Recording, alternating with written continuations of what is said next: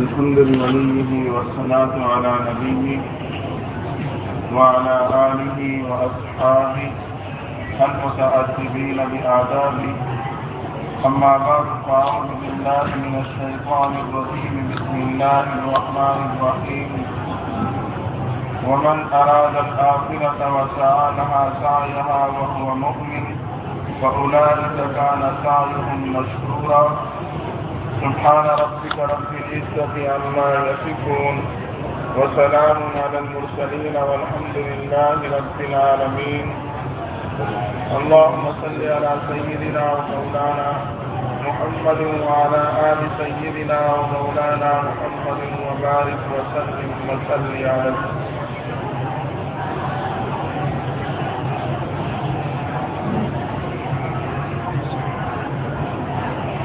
ماہانہ مجلس ذکر کے حوالے سے جماعت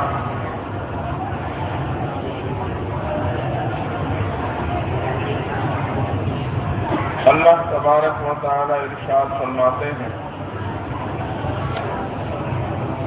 ومن اراد الآخرة وسعى لها سعيها وهو مؤمن، جس نے ایمان کے ساتھ آخرت کو سنوارنے اور بنانے کی کوشش کی، اللہ اس کی کوشش کو قبول فرما لے.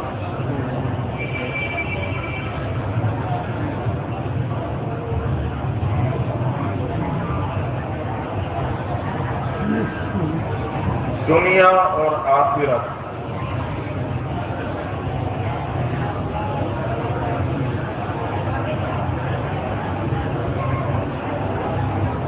یہ دو الگ الگ حقیقتیں ہیں.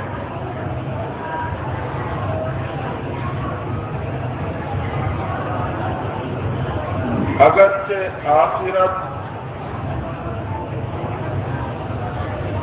دنیا ہی کی زندگی میں سنواری جاتی ہے،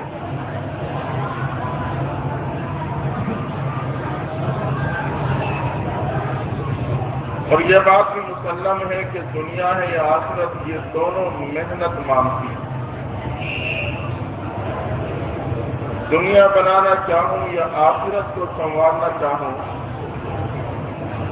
دونوں ایسی چیزیں ہیں کہ دونوں محنت طلب ہیں.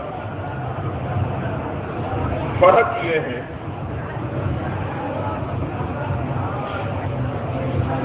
کہ دنیا کو حاصل کرنے کے لیے محنت مال کے بنیاد پہ کی جاتی ہے، جبکہ آخرت کو سنوارنے کے لیے محنت نیک اعمال کے بنیاد پہ ہوتی ہے.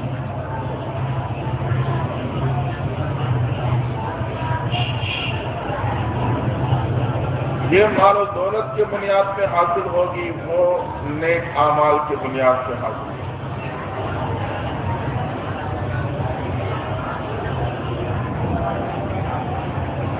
دوسری بات یہ کہ آخرت تھوڑی محنت سے مل جاتی ہے، جبکہ دنیا زیادہ محنت چاہتی ہے. دنیا کو پانے کے لیے صبح شام محنت کرنی پڑتی ہے، جبکہ آخرت مسلمان کو تھوڑی سی محنت سے حاصل ہو جاتی ہے. اور تیسری بات، یہ دنیا جو گارے اور مٹی کی بنی، جبکہ آخرت کو اللہ نے سونے اور چاندی سے سجایا.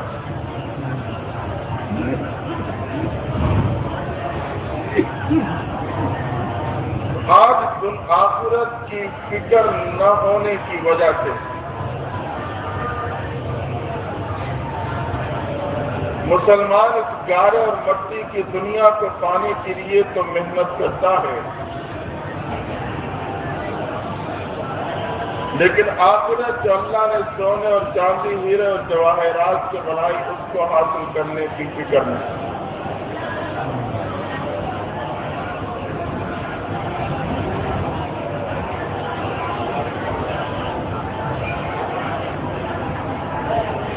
اور چوتھی بات یہ ہے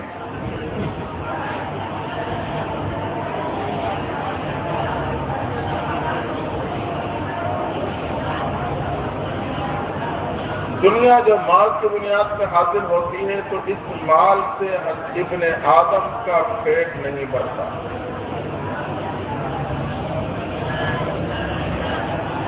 جبکہ آخرت جو نیک اعمال سے حاصل ہوتی ہے، مسلمان کے نیک اعمال سے آخرت کے میزان کا ترازو بھر جاتا ہے.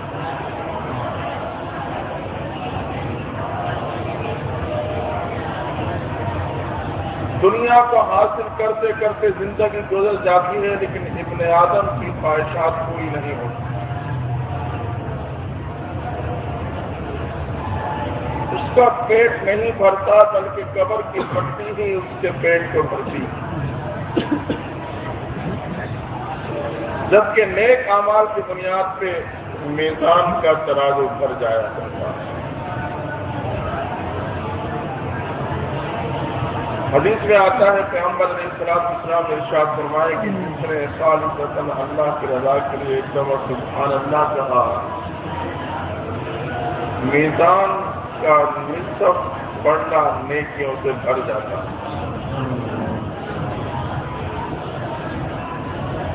اس سے بھی معلوم ہوا کہ آخرت تھوڑی محنت مانگتی ہے، دنیا زیادہ محنت مانگتی ہے. اب اگر ہم اور آپ جتنی دنیا کو پانے کے لیے محنت کرتے ہیں، اس کی نصف محنت بھی ہم کر لیں تو ہماری آخرت بن جائے.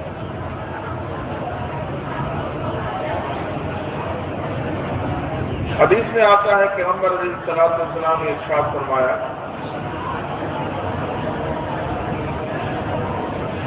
جس نے یتیم بچے کے سر سے شفقت کا ہاتھ رکھا، اس کے ہاتھ میں کے جتنے بال آئیں گے اس بالوں کے برابر اللہ تعالیٰ اس سے نیکیاں اور ثواب عطا فرمائے. اب اتنی سی محنت پہ اس کی آخرت سوال.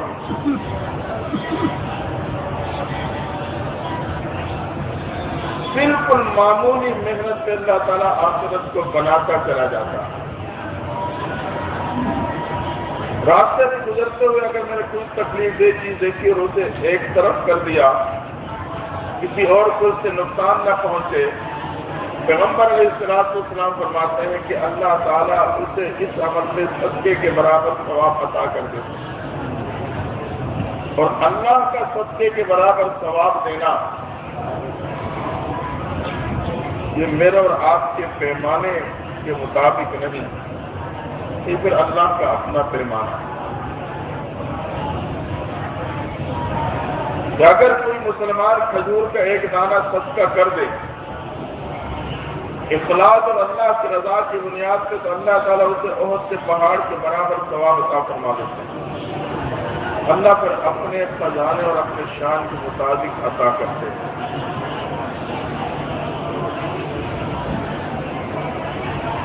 اسی طریقے سے کسی نے کسی پریشان حال کو تسلی کا جملہ کہہ دیا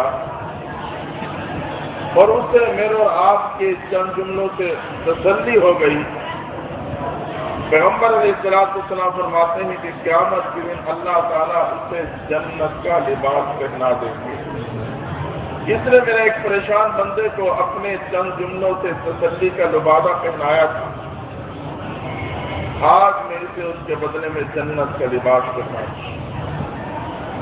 تو یہ وہ باتیں ہیں جو مختلف صادق نے بتلائی، پیغمبر علیہ السلام نے مجھے اور آپ کو بتلائی، جس کے سچائی میں کوئی شک و شبہ نہیں. ان سے معلوم ہوا کہ آخرت جلدی حاصل کی جا سکتی ہے، لیکن آج اس کے باوجود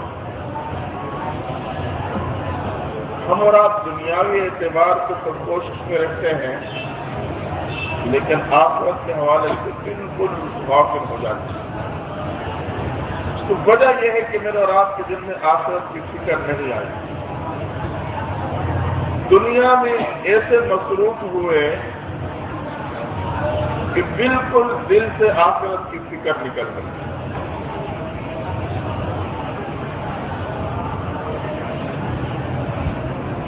آج ہم اور آپ جنازوں میں بھی شریک ہوتے ہیں، دفنانے میں بھی شریک ہوتے ہیں،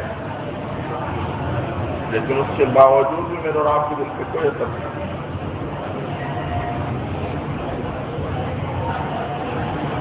جنازے کو لے کے جا رہے ہیں، دفناتے ہوئے قبرستان میں موجود ہیں، لیکن وہی آپس میں چھوٹی چھوٹی ٹولیوں میں تقسیم ہو کے دنیاوی تبصروں میں لگے، کوئی کر رہا ہے، کوئی سن رہا ہے۔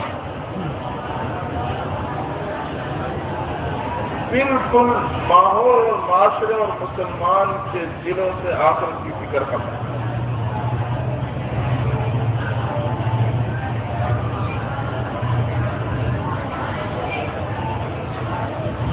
حدیث میں آتا ہے کہ پیغمبر اسلام نے ارشاد فرمایا کہ جو مسلمان کسی مسلمان کے جنازے میں شریک ہوا،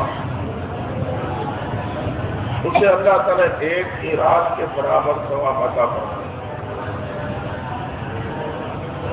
جو قبرستان تک چلا 2 کی رات کے برابر ثواب، جو دفنانے میں شامل ہوا 3 کی رات کے برابر ثواب۔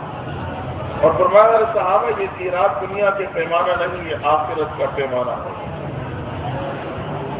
اور 1 قیراط وہ احد کے پہاڑ کے برابر ہے۔ اب معلوم ہوا کہ صرف جنازے میں شریک ہونے سے اللہ تعالیٰ احد کے پہاڑ کے برابر ثواب عطا فرماتے ہیں۔ اتنا احد کے پہاڑ کا وزن، اب وہ 6 سے 10 کلومیٹر کی مسافت پہ مشتمل ہے، پھیلا ہوا، اور خود اندازہ لگائیں کہ اس کا کتنا وزن ہوگا، کیونکہ اللہ قیامت کے دن اس امت کے اعمال کو گنیں گے نہیں بلکہ اسے تولیں گے، گنتی نہیں کی جائے گی۔ دنیا میں تو معاملہ گنتی پہ ہوتا ہے، لیکن آخرت کے معاملہ اللہ تعالیٰ گنتی پہ نہیں بلکہ اس کے وزن پہ کرنا ہے۔ اس کے وزن کو تولا جائے گا، اور وزن عمل میں اخلاص کی بنیاد پہ پیدا ہوگا۔ اخلاص اور پیغمبر اسلام کی اتباع، ان 2 چیزوں کی بنیاد سے میرے اور آپ کے عمل میں وزن پیدا ہوگا۔ جتنا زیادہ اخلاص ہوگا اتباع کے ساتھ، اتنا ہی اس کا وزن بڑھتا چلا جائے گا۔ عمل دیکھنے میں چھوٹا کیوں نہ ہو، لیکن اخلاص کامل ہے تو وہ چھوٹے سے عمل میں اللہ تعالیٰ زیادہ وزن پیدا فرماتے ہیں۔ اور آپ دیکھتے ہیں بعض دفعہ ایک چھوٹی سی ٹکڑی ہوتی ہے، لوہے کی ہو، کسی اور چیز کی ہو، پھر وہ وزن میں بہت زیادہ بھاری ہوتی ہے۔ بعض دفعہ ایک چیز جسامت میں بہت بڑی ہوتی ہے لیکن وہ اپنے وزن میں بالکل ہلکی ہوتی ہے۔ تو بعض باتیں ایسی ہیں جو کہ وزن میں بہت بھاری، بعض باتیں ایسی ہیں جو کہ وزن میں بہت ہی ہلکی۔ تو قیامت کے دن اعمال کو تولا جائے گا اور اس میں اخلاص کی بنیاد پہ وزن پیدا ہوگا۔ جتنا اخلاص بڑھے گا اتنا ہی وزن بڑھتا چلا جائے گا۔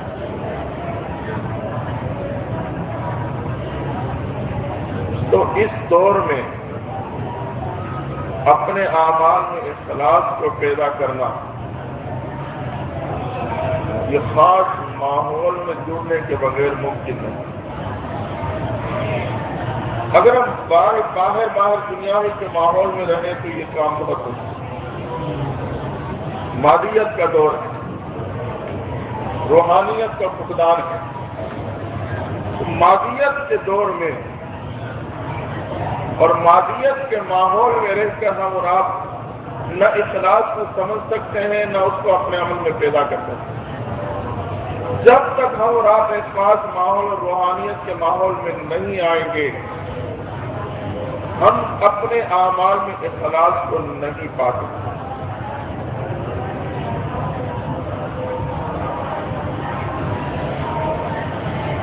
صحابہ کرام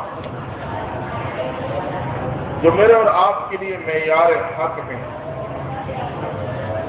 کہ ان کا ہر عمل وہ معیار،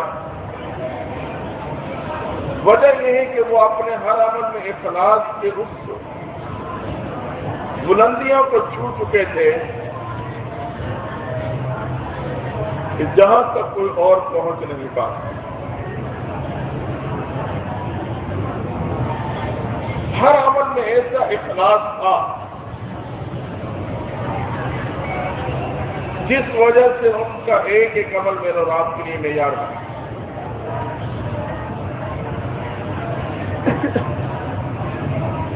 اور اسی اخلاص کی بنیاد پر ہم اور آپ دنیا اور آخرت میں عزت پا سکتے ہیں.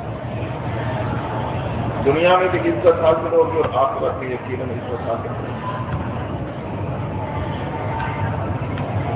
اس اخلاص کے وزن کو دیکھیں. جو کام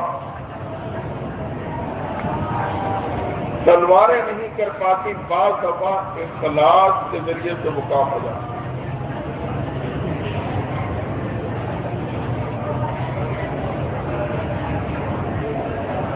حضرت علی رضی اللہ تعالیٰ یہودی کو گرایا اور اس کے سینے میں بیٹھ گئے. غریب تھا کہ بس معاملہ ختم کر دیتے. اس نے اچانک نیچے سے آپ کے چہرے پہ تھوک دیا. بجائے اس کی کہ آپ کو اور غصہ آتا اور جلدی ہی انتقام لیتے ہیں، آپ نے اسے چھوڑا اور ایک طرف کھڑے ہو. یہودی کو بڑا تعجب ہوا. یہ عظیم معاملہ. غریب کیا اور پوچھا کہ یہ آپ نے کیوں کیا اور کیا کیا؟ آپ تو مجھے قتل کر سکتے تھے، قابل تھے. میں نے آپ کے چہرے پہ بھی اس کو کہا. زیادہ غصے میں آ کے تو آپ جلدی ہی معاملہ ختم کر ڈالتے، لیکن مجھے سمجھ نہیں آئی کہ آپ اس کا مجھے چھوڑ کے ایک طرف کھڑے ہو. کہنے لگے کہ پہلے میں تجھے قتل کرنا چاہتا تھا خالصتاً اللہ کی رضا سے، تو دین کا دشمن تھا، اور دین کے مقابلے میں میدان میں اترا تھا. جب تو نے میرے چہرے پہ تھوکا تو اس میں میرے ذاتی غصے کی آمیزش شامل ہو گئی. میں نے صرف اس بنیاد پر کہ اب شاید یہ انتقام خالصتاً اللہ کی رضا کے لیے نہ رہے تو میں نے تیرے پہ وار کرنے سے اپنے آپ کو روکا. جب حضرت علی رضی اللہ تعالیٰ کا یہ اخلاص بھرا عمل سامنے آیا، وہ وہی کلمہ پڑھ کر مسلمان ہو. اخلاص میں اللہ تعالیٰ نے ایسا اثر رکھا ہے، اتنا وزن رکھا ہے کہ بعض دفعہ ایک کام کسی اور طریقے سے ممکن نہیں ہوتا، اخلاص کے ذریعے سے ہو جاتا ہے.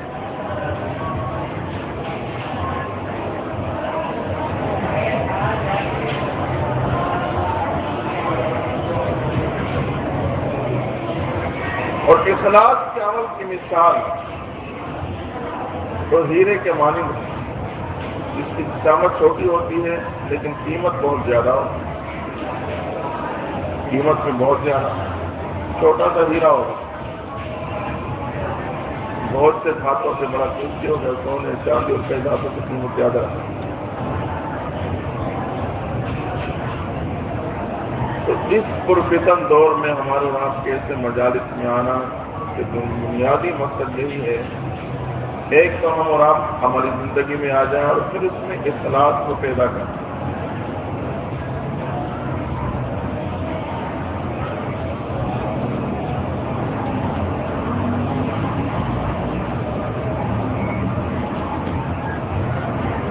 اب ایک صحابی رسول صلی اللہ علیہ وسلم کے بارے میں آتا ہے،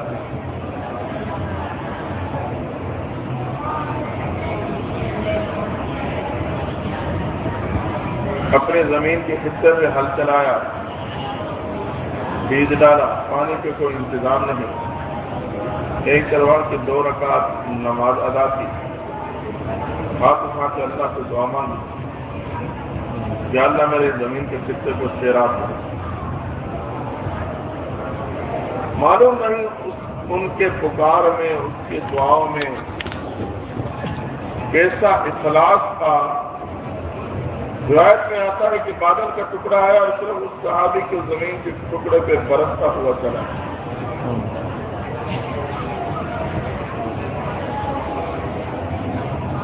اخلاص کی وجہ سے پھر اللہ تعالیٰ اعمال میں بھی اثرات پیدا فرما دیتے ہیں۔ یہاں تک ہوتا ہے کہ پھر اس کے چال چلن سے بھی دیکھنے والے اثر لے لیتے ہیں۔ زبان سے کوئی بات نہیں، اس کا اٹھنا بیٹھنا چلنے پھرنے کو دیکھ کر ہی دوسرے پہ اثر ہو جاتا ہے۔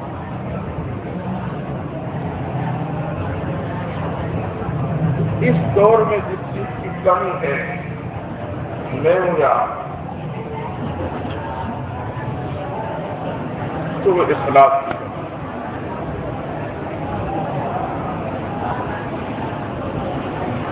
اگر ہم نے اپنی نیتوں میں اپنے اعمال میں اخلاص یعنی اللہ کی رضا، خالص اخلاص خالص سے ہے جس میں خالص اللہ کی خوشنودی مقصود۔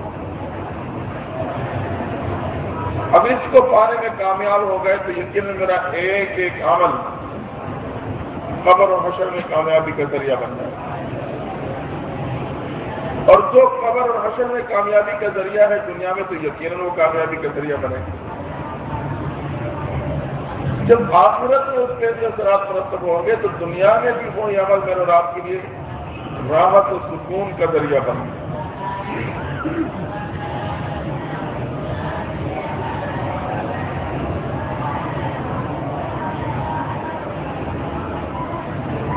ہم اور آپ اپنے طرف متوجہ ہونے کی کوشش کریں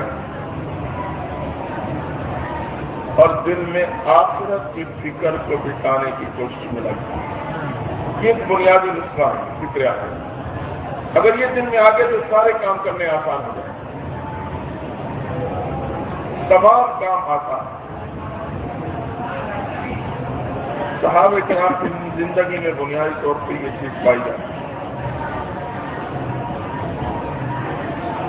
ان کا دل ہر وقت آخرت کی فکر میں بے قرار ہے۔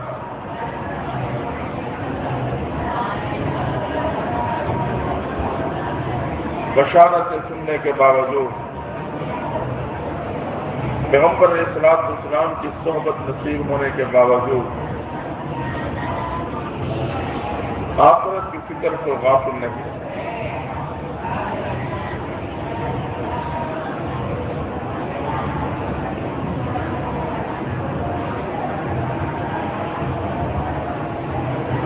ایک صحابی معلوم نہیں اخلاص کا کیا مقام ہو گئے، پیغمبر علیہ الصلوۃ والسلام نے ایک موقع پہ جہاد کے حوالے سے جنگے کا اعلان کیا۔ اس کی جو طاقت تھی وہ اپنی طاقت سے بڑھ کے کرتے رہے۔ ایک صحابی بیچارہ بالکل فقر و فاقہ کے شکار سے کوئی چیز نتیجے میں دے سکتے، رات کو گھر آئے، شہر میں چارپائی پہ لیٹے ہیں، آسمان کی طرف نگاہوں کو اٹھایا، سوچ رہے ہیں کہ کوئی چیز ہو میں پیغمبر صلی اللہ علیہ وسلم کی آواز سے لبیک کے جمع کرا ملے، کوئی چیز ذہن میں نہیں آتی، ہو تو ذہن میں آئے۔ اب صدقہ کرنے کے لیے کوئی چیز نہیں، اللہ کی طرف متوجہ ہوئی، یا اللہ تو جانتا ہے کہ صدقہ کرنے کے لیے میرے پاس کچھ نہیں،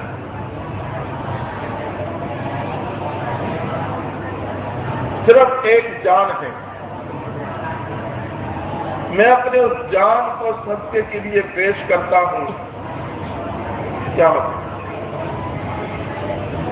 کسی نے میرے ساتھ جاتی کی، مجھے برا برا کہا، میرے پہ تکلیف گزری،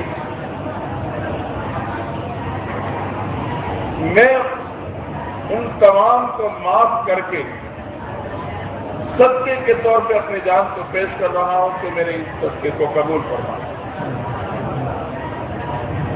صبح ہوئی، فجر کی نماز میں پیغمبر صلی اللہ علیہ وسلم تشریف لائے، نماز پڑھانے کے بعد کھڑے ہو گئے، کہنے کہ میرے صحابہ تمہارے میں سے وہ کون سا شخص ہے جس نے رات کو اپنی جان کو صدقے کے لیے پیش کیا؟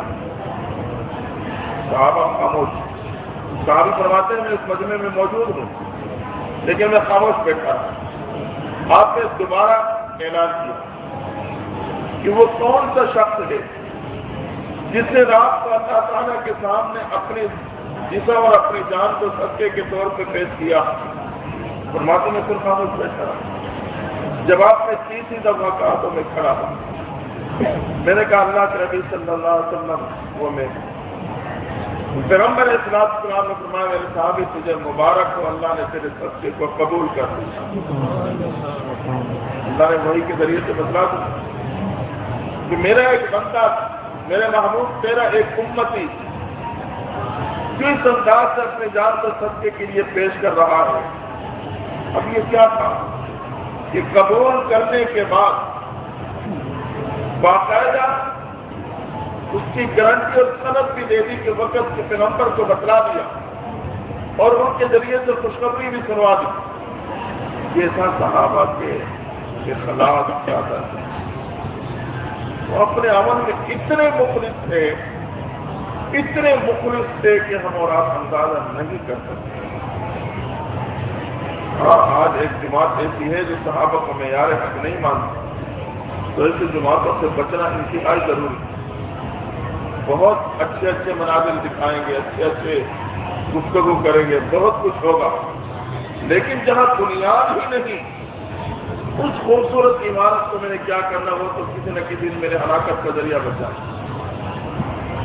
ایک گروہ ایسا ہے جو کہ صحابہ کو معیار حق نہیں مانتا، آپ سب کو بھی جانتے ہیں، جماعت اسلامی والے تو مودودی کی کتابوں میں بڑا واضح طور پہ یہ مواد موجود ہے۔ وہ انبیاء کو معصوم نہیں مانتے، صحابہ کو معیار حق نہیں مانتے۔ ہمارا ایمان ہے کہ انبیاء معصوم ہیں اور صحابہ معیار حق ہیں۔ اگر صحابہ معیار حق نہیں تو پھر اور کون ہو سکتا؟ یاد رکھنا، اعمال میں وزن پیدا کرنے کے لیے، اللہ کے ہاں قبولیت پیدا کرنے کے لیے ہم یہ عقائد رکھنے پڑتے ہیں۔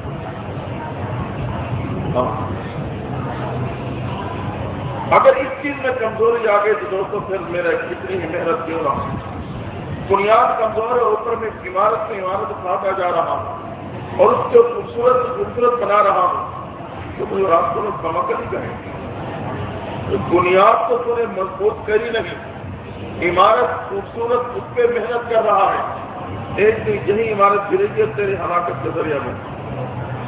اس پرفتن دور میں مجھے اور آپ کو اپنی ایمان کی حفاظت ہر انداز سے کرنی پڑے، تو یہ ہمیں اور آپ کو یقیناً ہر قدم پہ بچ کے چلنا پڑے گا۔ آج تو ہمارے اور مسلمانوں کی حالت یہ ہے کہ ایک مودودی کیا کہ یہ مرزائی اور قادیانی اس کے ساتھ بھی تعلق رکھتے ہیں، ہمیں احساس نہیں۔ تو ذکر و اذکار کا صرف یہ نہیں کہ ہم تسبیحات کرتے رہیں، اس کا بنیادی مقصد یہ ہے کہ ہماری ایمان کی بنیاد مضبوط ہو جائے۔ جب بنیاد مضبوط ہو جائے گی تو یقیناً اس کی پھر عمارت کو مضبوط ہی رہے۔ آج ہمیں نہیں احساس ہوتا مرزائیوں کے ساتھ اٹھنا بیٹھنا ہے جو کہ میرے محبوب پیغمبر کی ختم نبوت کی کو تسلیم نہیں کرتے، صرف تسلیم نہیں بلکہ اس کے مقابلے میں اپنے پیغمبر کو نعوذ باللہ پیش کرتے ہیں۔ تو معلوم نہیں اس سے بہت سے فتنے ہیں، بعض فتنے تو میرے اور آپ کے عقائد پہ ڈاکہ ڈالتے ہیں، بعض فتنے میرے اور آپ کے اعمال پہ ڈاکہ ڈالتے ہیں۔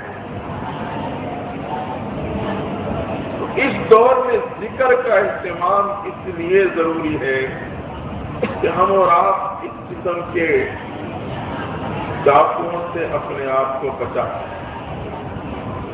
جب تک میرے دل اور ایمان میں یہ وزن طاقت پیدا نہیں ہوگی تو میں اپنے آپ کو فتنوں سے نہیں بچا سکتا۔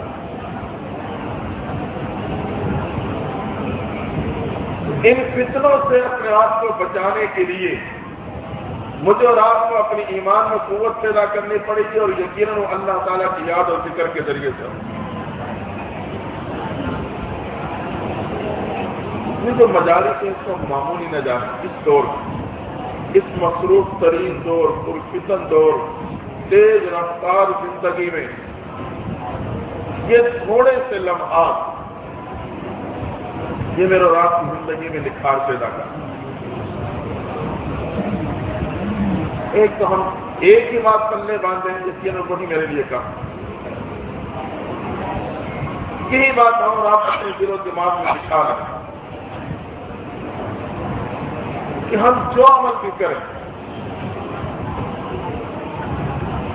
اس میں اخلاص پیدا کرنے کی کوشش کریں۔ تو میری صرف دنیا نہیں، میری قبر بھی بن جائے گی اور میرا حشر بھی بن جائے گا۔ تو اللہ کی ذات و تجار و قائنۃ العالم آنکھوں کی قیامت کو جاننے والی ہے، علیم و بذات الصدور سینے کے رازوں کو سمجھنے والی ہے، اس ذات سے کوئی چیز چھپی ہوئی ہے۔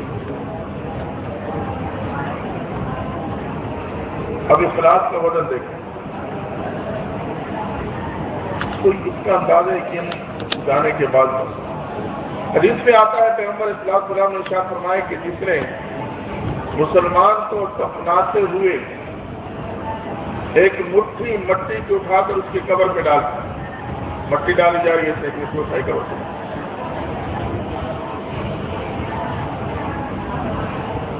ایک تو ہوتا ہے نا کہ ورثاء کو دکھانا، میں بڑی ہمدردی رکھتا ہوں آپ کے ماں باپ کے دفنانے میں شامل، تو پھر تو عمل کا کوئی اثر نہیں، اس میں کوئی وزن نہیں، وہ مٹی پھر مٹی ہی رہے گی، وہ مٹھی کی مٹھی ہی رہے گی۔ اور اگر خالصتاً اللہ کی رضا کے لیے میں نے یہ عمل کیا پھر اس میں کتنا وزن پیدا ہوگا اور وہ مٹی میرے اور آپ کی کتنی قیمتی بن جائے گی،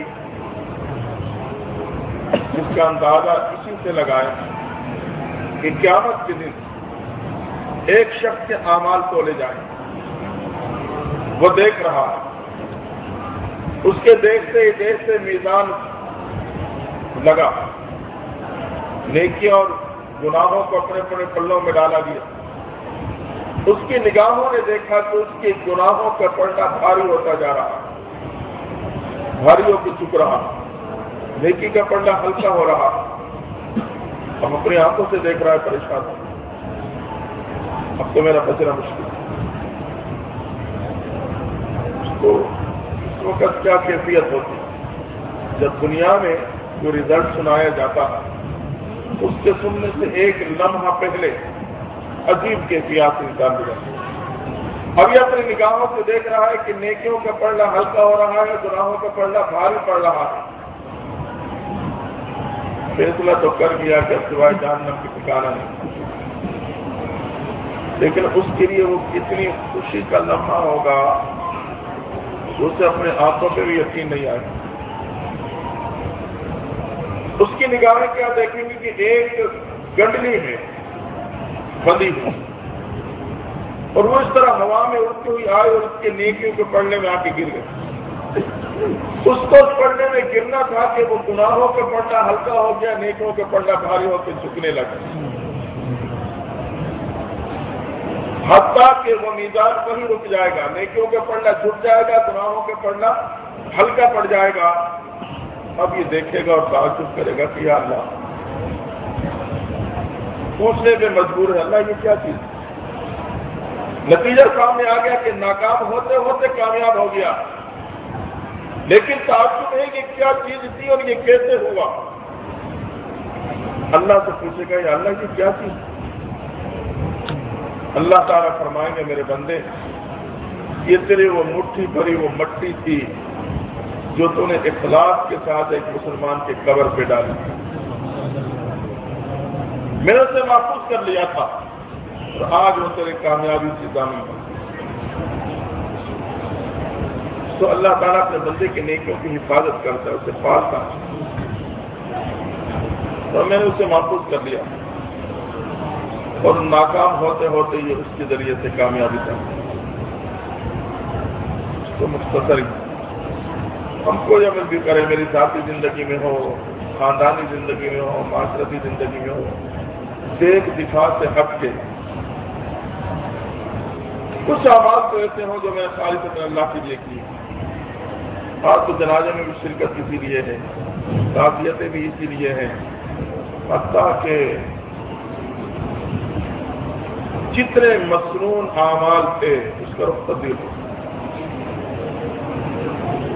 ولیمے کی دعوت کو قبول کرنا سنت، لیکن آج وہاں کی صورتحال بالکل پلٹ ہے۔ جنازہ، تعزیت، کسی کی بیمار پرسی، بیمارداری، تو اگر ہم اور آپ اپنے آپ کو خود پرکھیں تو یقیناً کوئی ایک عمل ایسے میں بچا نہیں سکتا۔ تو یہ ذکر کی محنت اس بنیاد پہ ہو کہ میں اللہ کو زبان اور دل سے یاد کروں تاکہ میرے میں یہ کیفیات پیدا ہو جائے کہ میں جو عمل کروں تو اس میں اللہ کی رضا شامل ہو، اللہ کی خوشنودی شامل ہو، تو تب تو سمجھو یہ نسخہ کارآمد ثابت ہو رہا، تب تو سمجھو کہ میں صحیح نہج پہ صحیح انداز سے میں کام کر رہا ہوں اور یہ مجھے روحانی طور پہ مجھے صحت یاب کر رہا ہے۔ اور اگر میں روحانی طور پہ صحت نہیں پا سکا،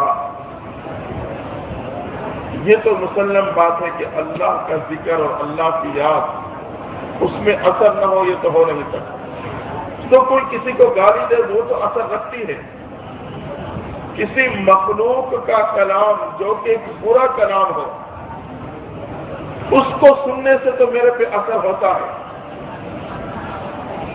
تو ایک اللہ کا نام سننا یا پڑھنا اور کہنا، اللہ کا ذکر کرنا، وہ اثر نہ رکھتا ہو، یہ تو ممکن ہے۔ معلوم ہوا کہ میں نے اسے صحیح نہج پہ استعمال کیا، میں نے اسے صحیح ترتیب کے ساتھ اسے استعمال نہیں کر سکا، جس وجہ سے اس کے اثرات ظاہر نہیں ہو رہے۔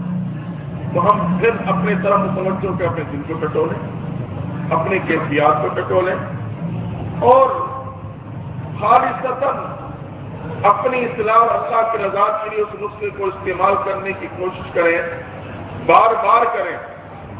یقیناً ایک مخلوق کا ایک برا کلام اثر کرے اور اللہ کا نام اثر نہ کرے، یہ کیسے ہو سکتا ہے؟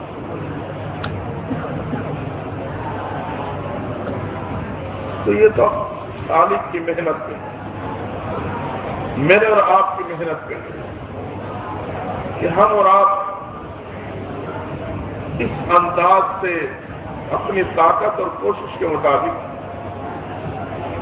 یعنی جب 24 گھنٹے تو اس میں لگ نہیں سکتے، تھوڑا سا ہو، کم سے کم وقت ہو، لیکن انعامت اللہ کے ساتھ ضرور شریف پڑھو اس تصور سے کہ فرشتوں صلی اللہ علیہ وسلم کی خدمت سے پہنچا رہا۔ اب جب یہ تصور ہوگا تو پھر اسی وقار کے ساتھ میں پڑھو کہ میرے طرف سے یہ تحفہ لے جائے اور اس میں اتنی غفلت ہو، وہ تو پھر تحفہ نہ ہوا، پیش کہاں کر رہا۔ محبت کے ساتھ اہتمام ہو کہ میں نے اب روشنی کو وظیفہ کرنا ہے، میں وضو کروں، خوشبو لگاؤں، قبلہ رخ ہو کے پڑھے، ایک محبت کے انداز میں بیٹھ کر میں اس کا آغاز کروں، اس تصور کے ساتھ پڑھو، پھر آپ دیکھیں کہ اس کی کیا کیفیات ہے۔ اسی وقت اس کی حلاوت محسوس ہوگی، اسی وقت۔ اور اگر اسی ترتیب سے میں ایک تصویر کرتا رہا تو ایک ایسا رابطہ قائم ہو جائے گا کہ پھر اللہ تعالیٰ اسی کے برکت سے محبوب کی اتباع نصیب کر دے۔ استغفار پڑھو، اللہ کی طرف متوجہ رہو، یا اللہ میرے تیری نافرمانیاں کی، میں اس پہ تیرے سے مغفرت طلب کر رہا ہوں، توبہ طائب ہو رہا ہوں، اپنے گناہوں کو سامنے رکھ کر اللہ کے سامنے عاجز انکساری کے ساتھ، وہ خالق جو کہ قابل مطلق ہے، اگر وہ معاف نہیں کرے گا تو پھر تمہیں کسی کھاتے کا نہیں رہا۔ یعنی اس خوف کے ساتھ اور ساتھ ساتھ امید کی کیفیت، اس ترتیب سے میں روزانہ تھوڑا سا وقت استغفار پڑھنے میں لگاؤں گا، پھر ہم اور آپ محسوس کریں گے کہ اس کے کیا طرح آج ہم تصویر پوری کرتے ہیں۔ اللہ تو تعداد کو نہیں دیکھتا، مقدار کو نہیں دیکھتا، وزن کو دیکھتا، اور وزن اور کیفیت کو یقیناً توجہ کے ساتھ کرنے میں قرآن شریف کی تلاوت کرو تو وہ بھی اس ترتیب سے کہ اللہ سے ہم کلام ہونے والا، تھوڑی کرو لیکن اس اہتمام سے کرو، اہتمام زیادہ ہو۔ اگرچہ میں نے تھوڑی تلاوت کی ہے لیکن اس کے اثرات زیادہ۔ آج یہ ہوتا ہے کہ میں تعداد بڑھانا چاہتا ہوں لیکن اہتمام نہیں ہوتا، تو اس کا کوئی اثر نہیں۔ ثواب یقیناً ہے، ہر حرف میں ثواب ہے، لیکن وہ کیفیات نہیں جو حاصل ہونی چاہیے۔ اس میں ذات کا ذکر کرتا ہوں میں، ذکر قلبی، تو اس کی اپنا ایک انداز ہے، اپنی ایک کیفیت ہے کہ میں محبوب کی محبت کو اپنے دل میں بچھانا چاہتا ہوں، میں یہ تڑپ رکھتا ہوں کہ میرا محبوب میرے دل میں سما جائے۔ تو آپ اندازہ لگائیں، میرے مرشد اور مجھے استاد سے محبت ہے، وہ میرے گھر آتے ہیں یا میں انہیں اپنے گھر بلانا چاہتا ہوں، میں محبت کے ساتھ انہیں اپنے گھر بلاؤں، کیا میں اپنے گھر کو صاف نہیں کروں گا؟ جہاں میں نے انہیں بچھانا ہے اس جگہ کو معطر نہیں کروں گا، اسے کس انداز سے صاف ستھرا کر کے روشن اور معطر کر کے رکھوں گا کہ میرا محبوب گوئے کہ وہ میرے دعوت پہ یہاں تشریف لا رہے ہیں۔ دوستوں، میں اللہ کو اپنے گھر میں بلانا چاہوں اور وہ دل کا کمرہ وہ گوئے کہ غلط خیالات سے متعفر ہو، گناہوں کے دھبوں سے وہ میلا ہو، میں بلاؤں اس میں اپنے محبوب کو، تو آپ بتائیں اس کا کیا تھا؟ اس کا مطلب ہے کہ میں نے اہتمام نہیں کیا۔ اہتمام یہ کہ میں اللہ کو یاد کروں، ذکر قلبی کے اس عمل کو کروں، تو بیٹھ کر توبہ قائم ہو جاؤں، دل سے خیالات کو نکالنے کی کوشش کروں، توبہ سچی پکی توبہ کر دو، میرے دل کے دھبے دھل جائیں گے، دل صاف ستھرا شفاف ہو جائے گا، اور پھر میں اس ذکر کا آغاز کروں۔ تو چلو آپ اس پہ تجربہ کر کے ہی دیکھ لیں۔ ہاں، جو ساتھی اس انداز سے کرتے ہیں وہ کیفیات خود بخود محسوس کرتے ہیں، نہیں تو ہم تجربہ کر کے دیکھیں کیا میرے دل میں کیفیات پیدا ہوں گی یا نہیں، میرے اور آپ کی زندگی میں تبدیلی آئے گی یا نہیں۔ جب دل میں تبدیلی آ گئی تو میری عملی زندگی خود کو خود بدل گئی۔ تو یہ نسخہ ہے لیکن اس کے استعمال کرنے کی ایک ترتیب ہے۔ مراقبہ میں اسی انداز سے کروں، قبر کا تصور کر کے، کپڑا کفن کا تصور کر کے، دنیا سے ہٹ کر کے، یہ وہ نسخہ ہے جس کو صحیح انداز سے اپنانے سے تجربہ اور مشاہدہ دونوں چیزیں، اس پہ ہمارا اور آپ کے بزرگوں کا تجربہ بھی ہو چکا اور ہر ایک کا مشاہدہ ہو چکا کہ زندگیاں بدل جاتی ہیں۔ تو یہ مجرب نسخہ آج ایک عجیب کیفیت ہے، اس موقع پہ یقیناً ایک جھٹکا بھی لگتا ہے، لیکن پھر چلو ساتھ ہی آیا ہے اسے اندازہ نہیں، بیت ہوتے ہی وظائف بتلا دی جو وہ فلاں چیز کے لیے وظیفہ بتا دیں۔ اب اس کے ایک جملے سے اندازہ ہوتا ہے کہ اتنے وظائف کی قدر ہی نہیں، جو وظائف بتلایا گیا اس کے دل میں اہمیت ہی نہیں آئی جس نے اس کو اپنانا تھا، اسی وقت اہمیت اس کے دل میں بیٹھی ہی نہیں۔ گویا وہ بیت ہوا ہے اور کاروبار کی پریشانی کی وجہ سے، بیت ہوا ہے اپنے رشتے کی رکاوٹ کی وجہ سے، بیت ہوتی وہ اس چکروں میں پڑ گئی۔ تو جب تک دل میں اہمیت نہیں آئے گی تو میں اس کو اہمیت سے استعمال ہی نہیں کروں۔ یہ وہ وظائف ہے، اگر انہیں کو ہم اس ترتیب اہتمام سے اپنا لیں اور اس کے بعد اللہ سے دعا مانگے تو میری مشکل حل نہیں ہوگی۔ میں درود شریف اس انداز سے پڑھوں، پھر محبوب کے واسطے سے اللہ سے دعا مانگوں کہ قبول نہیں ہوگی، استغفار اس خوف کے ساتھ کروں پھر اللہ کو پکاروں قبول نہیں ہوگا، یہ تو ہو نہیں سکتا۔ مجھے کہ ابتدا میں اس کو اضافی سمجھ لیتے ہیں،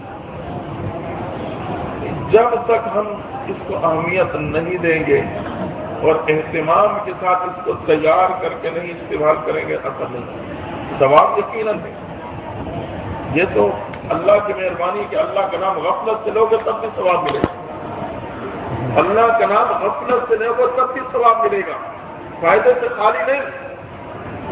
لیکن جو ہم چاہتے ہیں، جو کیفیات حاصل کرنا چاہتے ہیں دنیا اور آخرت میں، تو وہ اس وقت حاصل ہوں گی کہ ہم اس کو اس کے احتیاط سے اپنائیں۔ اللہ تعالیٰ ہمیں اور آپ کو اخلاص کے ساتھ محنت کی توفیق نصیب کروا دے۔ اور دوستو، اس مجالس یہ ماہانہ مجلس ذکر اس کو تھوڑی اہمیت ہے، تھوڑا لمحے تھوڑے ہیں لیکن انتہائی قیمتی ہے۔ ہمارا آنا قدم قدم اللہ کے ہاں یہ خیر و برکت کا ذریعہ، واپسی جانا قدم قدم پہ اللہ کی رحمت ہے۔ جہاں جتنا لمحہ گزرے گا کچھ وعد و نصیحت میں گزرے گا، کچھ تسبیحات میں گزرے گا، کچھ اپنے طور پہ انفرادی اعمال و دعاؤں میں گزرے گا، اور اعتکاف کی نیت سے ہم رہنے والے ساتھ یہاں ٹھہریں گے۔ تو اس ترتیب کے ساتھ اس مہینے میں ایک رات میرے اور آپ کے لیے انتہائی قیمتی بن سکتی ہے۔ اللہ تعالیٰ ہمیں اور آپ کو صحیح طلب کے ساتھ محنت کی توفیق عطا فرمائے۔ وآخر دعوانا الحمدللہ رب العالمین۔